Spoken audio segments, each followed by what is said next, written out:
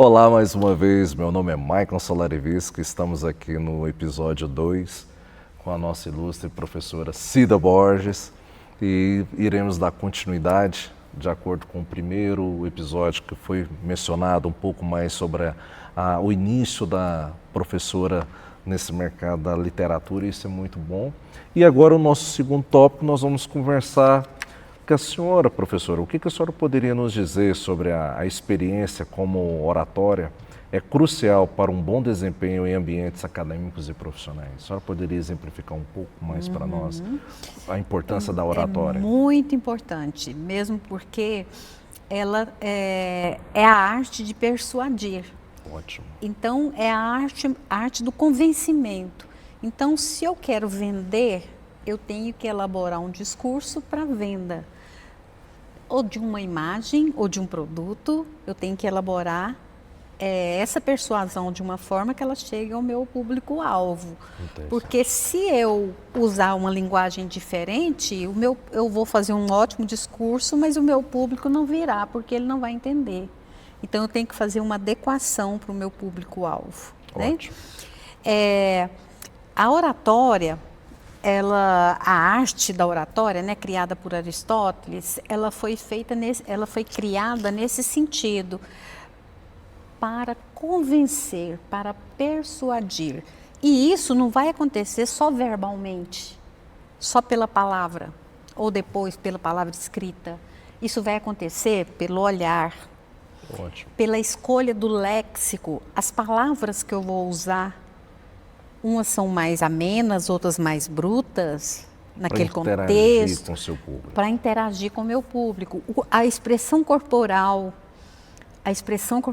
o olhar, a expressão facial conta muito. Enfim, são elementos não verbais que, juntos ao verbal, potencializam esse discurso e me ajudam a convencer. Então, eu posso convencer uma pessoa de algo sobre a qual ela não acredita, ou comprar algo que ela não necessita, dependendo do discurso que eu elaborar. Então, esse discurso ele é uma navalha, né? Ele é uma navalha, mas quando usado para o bem, ótimo. Ele é muito eficaz. Sim. E daí é muito bom lembrar, porque todo esse discurso que o Aristóteles falava há 3.000 anos antes de Cristo, hoje está muito aplicado na política, na TV, nos meios de comunicação, redes sociais, de forma geral. E tem um outro conteúdo, porque a oratória ela é forma e ela é conteúdo. Então, ela não adianta só ter um discurso bonito e vazio. Esse discurso tem que ser eloquente. Ele tem que ser, tem que ter ritmo, tem que ter clareza, né? Sim. Conforme Aristóteles orientava. Então, nessa visão contemporânea nossa, moderna, né, da década de 50 para cá, nós atualizamos essa ideia de oratória e nela inserimos a ideia de que não existe discurso neutro. Todo discurso é ideológico, tem uma função. Um público-alvo. Um público-alvo. Eu posso parecer muito inocente na minha proposta, na minha dicção, no jeito de falar. Tanto que quando você está conversando com uma criança, você já adequa um pouquinho a sua voz para ela. Se você está você está dando aula para um jovem, você vai usar em linguagem normal. Para o idoso, você já vai ter outro tipo de discurso. Então, todo discurso tem um objetivo. Pegando esses dizeres da senhora agora, quais são as atividades que mais precisam da oratória? Pode ser a política, pode ser os professores. Seria mais ou menos esse público-alvo que realmente eles precisam de ter uma boa oratória? Sim. Bom, a oratória ela é necessária em todos os âmbitos. Sim. Aquele que domina, ele tem o poder. Entendo. Para o bem ou para o mal, ele tem o poder. Então, é possível você fazer uma massa acreditar. Hoje, os fake news. Sim. Aparece alguma coisa na internet, o mundo inteiro está comentando aquilo e aquilo é uma mentira. É a facilidade que a gente tem de acessar. Agora, quando você tem um senso crítico, que a oratória pede isso, se você tem o senso crítico, aí você já domina esse espaço, você já sabe o que tem que questionar, o que não tem que questionar. Entendo. Ótimo, professor. Rapidinho, antes que nós acabamos, qual o papel que a senhora poderia nos dar sobre as oficinas e o que a senhora mais gostou de desenvolver essa comunicação nas oficinas do qual a senhora palestrou durante anos? Um exemplo rápido.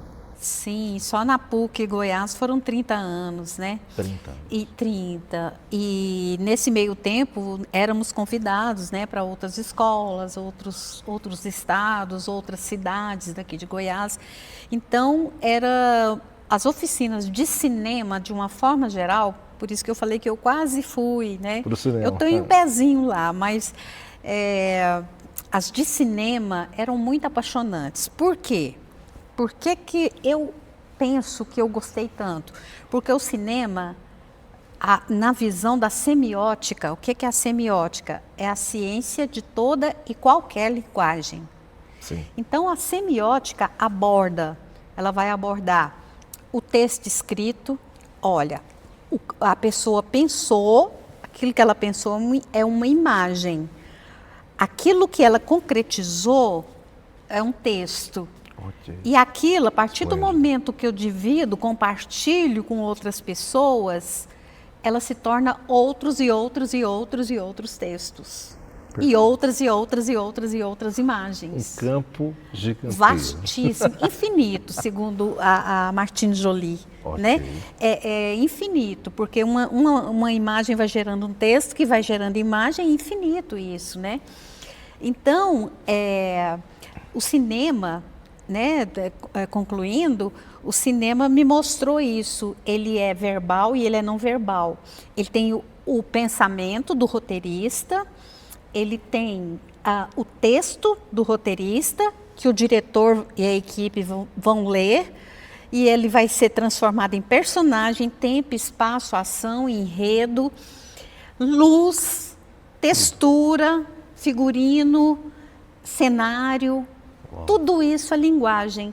Então, acho que foi essa descoberta, né, que me levou assim, a essa paixão pelo cinema, que é uma linguagem, uma linguagem muito rica, né, muito Seria a segunda paixão. Potente. A acadêmica e a acadêmica, sim. A acadêmica foi a primeira, né, desde adolescente praticamente. Quero agradecer a todos vocês que estão aqui nos acompanhando no nosso episódio 2. Meu nome é Maicon Solarivisc. Estamos aqui mais uma vez fazendo o nosso podcast, A Arte, a Oratória e o Teatro, uma lei patrocinada pela Waldir Blanc. E agradeço a todos vocês. Vocês que estão gostando, curtem, deixem suas mensagens, mande mais para nós que estaremos aqui. Obrigado.